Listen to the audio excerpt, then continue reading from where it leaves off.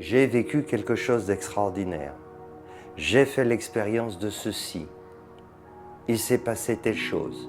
Aujourd'hui, je vois les choses différemment. L'éveil de la conscience, éveiller le soi, c'est autre chose. C'est ce jeu qui disparaît.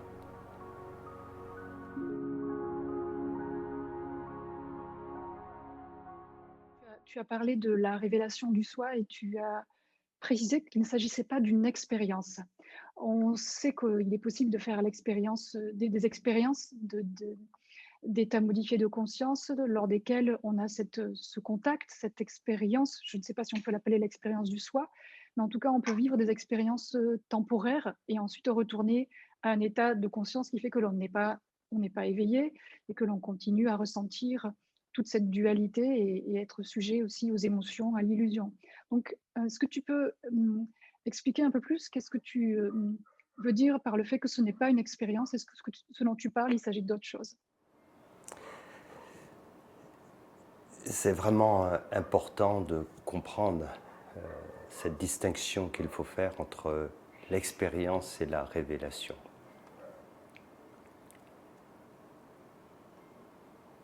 Quand on se situe du point de vue de l'ego, de la dimension temporelle de notre être, il nous est possible de faire un certain nombre d'expériences.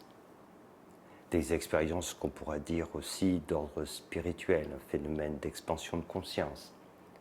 Percevoir la lumière du soi, de cette conscience, hein, le soi, la conscience. Le même mot pour signifier, pour parler de cette dimension spirituelle de notre être.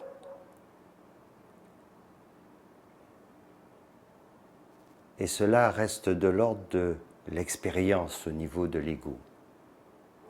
Mais évidemment, ça reste limité, car c'est comme vouloir comprendre que l'obscurité peut faire l'expérience de la lumière. Quand l'obscurité bien dense accepte de recevoir dans une certaine mesure la lumière, alors cette obscurité s'atténue et elle peut effectivement exprimer par ses mots l'expérience que lui donne cette lumière qu'elle reçoit, lumière donc de notre conscience. J'utilise ces mots pour parler de l'obscurité, c'est le mental, c'est l'ego, la lumière étant notre conscience. Mais ce dont je parle, et c'est pour ça que j'utilise le terme de révélation, c'est le soi qui se révèle, qui se manifeste dans sa totalité. Et là, ce n'est pas une expérience de l'ego. Parce que pour que le soi se manifeste, il faut que l'ego disparaisse. Et dès lors que l'ego disparaît, ce n'est pas son expérience. Ainsi, quand cette révélation se fait, imaginez quand le soleil se lève et illumine tout l'horizon, il n'y a plus d'obscurité. Et donc cette obscurité qui n'existe plus ne peut pas parler de l'expérience de la lumière. C'est juste impossible. Par contre, ce qui peut se produire, c'est que cette dimension spirituelle peut, à travers le corps, le personnage, envoyer certains messages pour expliquer à travers des mots, donc très réducteurs, l'expérience de cela, le dire. Mais ce n'est pas une expérience de l'ego. C'est pour ça que c'est vraiment important de comprendre ce distinguo, car il est source de beaucoup d'erreurs. Beaucoup de personnes sur le chemin spirituel, et c'est bien normal, à un moment donné, perçoivent bien cette dimension supérieure de leur être. Et ils finissent par en faire l'expérience à différents degrés. Mais tout cela reste sur le plan du corps, de l'ego. Et cela crée souvent de la confusion. Parce qu'on s'imagine que finalement, cet éveil de la conscience, c'est cela. C'est un ego qui est éclairé par la lumière du soi.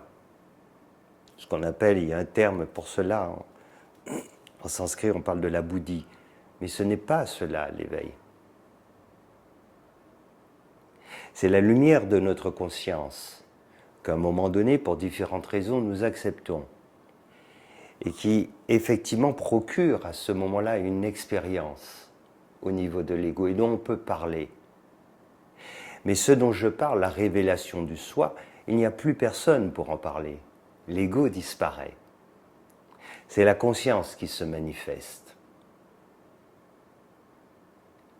Et pour vivre cette révélation du soi, il faut que l'ego disparaisse.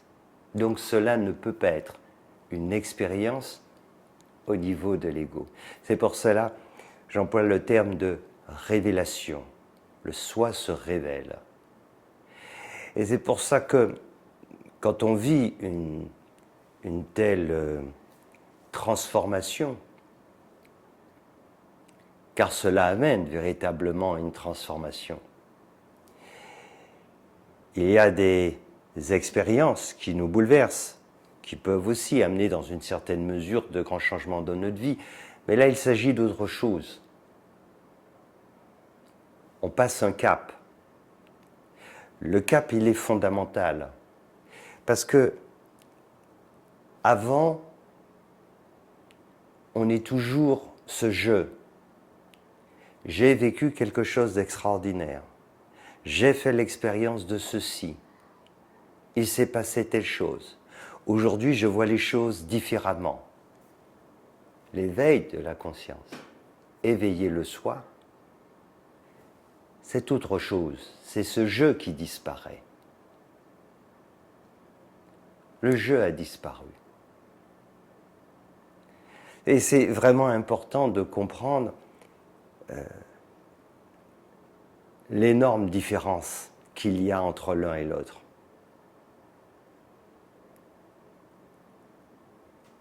Donc, bien souvent, on vit avant des expériences, mais je le répète, il y a souvent une confusion entre ces expériences, et certaines qui peuvent être très fortes, et ce que l'on appelle l'illumination, l'éveil, ce basculement qui fait que quand ce soleil se manifeste, et pour qu'il se manifeste, il ne faut plus qu'il y ait ce voile de l'ego. Et dès lors que l'ego n'est plus là, il n'y a plus personne pour faire l'expérience. Le soi ne fait pas l'expérience de lui-même, le soi est. Ce sont des... Alors pourquoi c'est si important de faire une retraite? Parce que, vous voyez, il faut aller au-delà des mots. Car tout cela, ce n'est pas pour, à un moment donné, adhérer ou pas intellectuellement. Ce que je souhaite faire, c'est vous amener à vivre cela, ou à le ressentir en profondeur. Et pourquoi pas vivre cela, avoir cette révélation dont je vous parle. Et quand bien même ça ne se passe pas encore jusqu'à ce stade, mais pourrez vivre une véritable expansion de conscience qui peut vous permettre de comprendre au-delà des mots ce dont je parle. Parce que ça ne peut pas être une compréhension intellectuelle, c'est impossible. La compréhension intellectuelle, disons qu'elle est très réductrice. C'est comme si vous vouliez parler du soleil, quels que soient les mots que vous allez employer pour décrire ce qu'est le soleil, ses effets, etc., ça ne peut pas remplacer l'expérience. Et quand vous avez l'expérience du soleil, vous comprenez à quel point les mots étaient réducteurs. Et cette comparaison est bien faible, est tellement faible en comparaison du soi, de cette dimension spirituelle.